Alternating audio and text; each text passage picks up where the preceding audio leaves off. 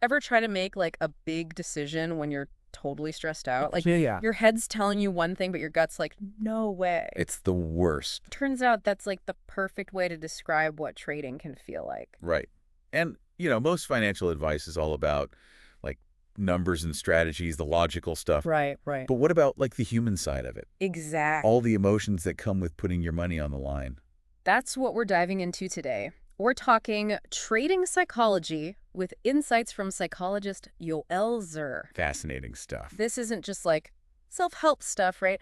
This Yoel, he's the real deal, like a psychologist who specializes in traders. He gets it. What does that even mean?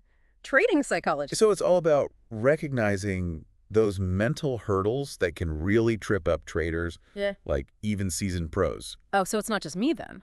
Not at all. Zur's work digs into how our emotions, our biases, even our past experiences can totally mess with our trading decisions. Okay, so like how? Give me an example. Well, he talks about how even the most experienced traders, they still fall prey to their emotions. Really? I would have thought they'd have it all figured out.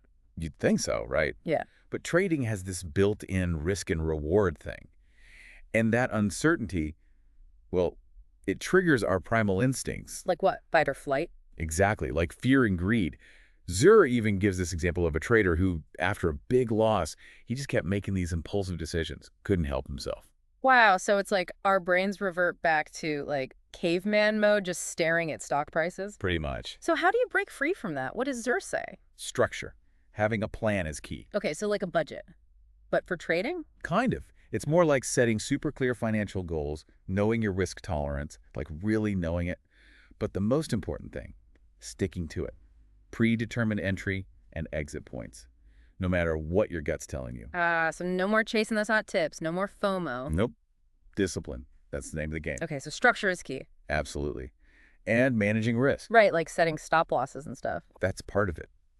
But Zur also talks about accepting losses, like really accepting them. Oh, that's the hard part. It is. But when you accept that losses are just part of the game, you're less likely to make emotional decisions. Makes sense. So you don't go chasing those losses, trying to make it back all at once. Right. You make your decisions based on your plan, not on your fear. You know, what's really interesting is the article mentions how all this mental game of trading, it's not just good for your portfolio, it's like good for your life. Absolutely. Like it spills over into everything else. Right. Think about it. Mm-hmm. Discipline, managing emotions, looking at things objectively. Those are good skills. Essential skills for your career, your relationships, even your health. It's true. It's true. Making clear-headed decisions when it really matters. Wow. Okay, so we've got a lot to think about. Are we letting our emotions run wild when we trade? What can we do to get more discipline, make better choices, not just with our money, but with everything? Big questions. Definitely something to chew on. For sure.